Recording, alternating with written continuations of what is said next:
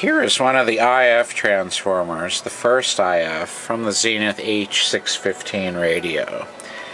This uses a larger size can, and the whole thing is larger overall. But this is probably among the first years when they started using the mica wafer built into the IF can rather than having the variable capacitors.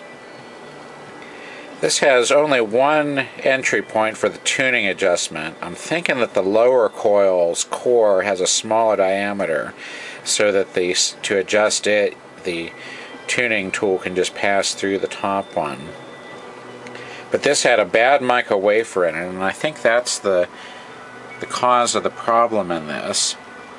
This other IF can had been replaced sometime in the past, and they did a pretty good job of it.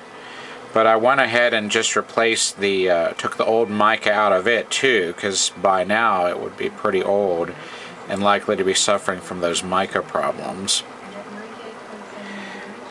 But this one, when I tried to hook it up to the Packard Bell chassis, there was no signal getting through at all. So I just had to loosen the nut on this. First of all, it mounts with one nut to mount it to the chassis. Then another nut loosens here. We can take this phenolic mounting wafer up off there, pull the mica out, and then I was able to trim up the contacts. I've got little round contact pads that would contact the mica, so I trimmed those off, and then since it's a fairly big can, I can put the replacement caps inside.